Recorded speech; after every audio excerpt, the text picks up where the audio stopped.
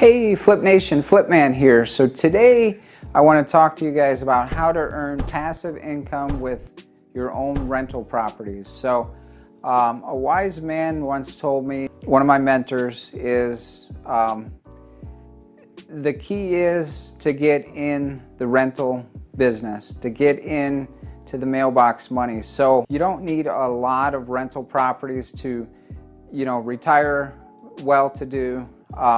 Because the thing I love about rental properties is that the properties will always appreciate and you're paying down the principal on that property. So if I bought, for example, I bought something back in 2004, I paid a brand new $150,000 for it. Here's a good strategy. I lived in that home, so I got really good mortgage rate. So that home is still a rental property. I paid $150 for it back in 2004. Today it's worth about $350. So I mean, 2004 to 2020, it went up, $200,000 in 16 years. Pretty amazing. Plus, I owe very little on that home now. So let's talk about what passive income is. Simply put, mailbox money. So I have a third party managing all my rentals. So not even a property manager company, it's just a third party collection service that collects the rents, and then they also pay my mortgage, pay my taxes. So they do everything for $17 a month. Crazy, right? So I don't hire a property management company, nothing against you property managers out there, but I have a handyman. If something breaks, hey, I got to fix the toilet. So I pay them per job. So I've heard it over the years, rental property is a lot of work, it's hard. It's not. You just got to know your system and know where to go. So passive income, again, mailbox money. So I could be in Fiji and I still get a paycheck every month. So love that about the real estate market. How do you start with passive income?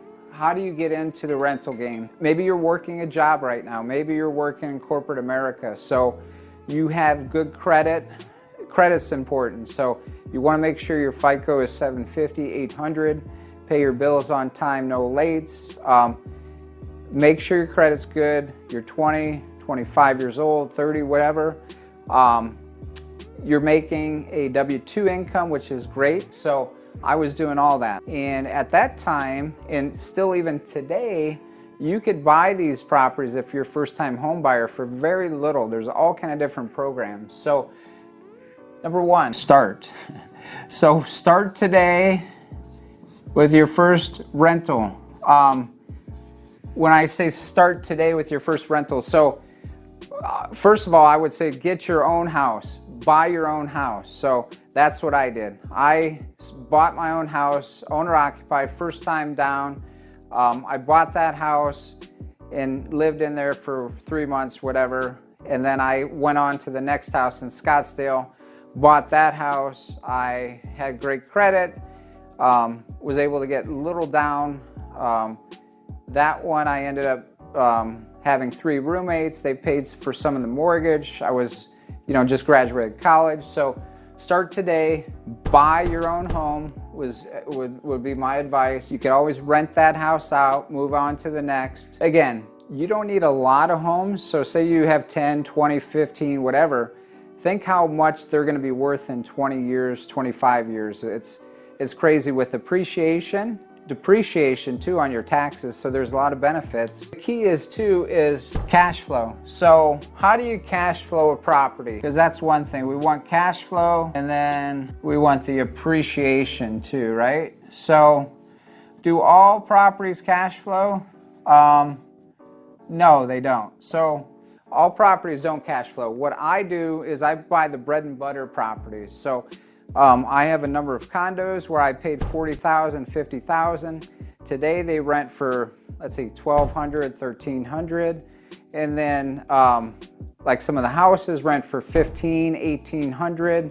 And then I'm starting to do multiplexes too. So again, cash flow is important, appreciation is important, and you're gonna get that from buying the rental properties it all ties into the passive income. Third thing I would say is build. So what I mean by build, say you're 22, 25, 26, make a goal for yourself. Say I want to do 5 rentals this year. You know, I want to do 3 rentals. Just start doing it. So every year you'll keep building that portfolio, and say in 5 years you're going to have 30 rentals. So it really works, but you got to have a plan. You got to keep doing it over and over to be successful at the rentals, and it'll lead to this passive income. So again, my goal, I'll be in Fiji or wherever in 3 to 5 years, and whether I'm, you know, working or not, I'll still get the mailbox money. Every month it comes direct to my different checking accounts. So it's beautiful. It's a beautiful way to leverage, and real estate is amazing as far as that leverage, because you could multiply. And what I love about it is I no longer have to be in the business. I could just, the business kind of runs itself once you get all your rentals set up. So that's true wealth to me. That's what we talk about, passive income, and it looks different for everyone, but hopefully this gives you kind of a good scope of what to do. Again, passive income's mailbox money. You could be anywhere in the world, you're still getting paid. I would start today, start with owning your own home, get your first rental. You're looking for cash flow, appreciation, depreciation on your taxes, and then just build each year. You know, maybe it's just 2 houses your first year, maybe it's 4 the next, but continue doing it, because in 20 years, you're gonna have a pretty strong foundation. And the best thing is, a lot of those homes are gonna be paid down or paid off. So hopefully you guys enjoyed this video today and learned something. If you have any questions, just send me a DM.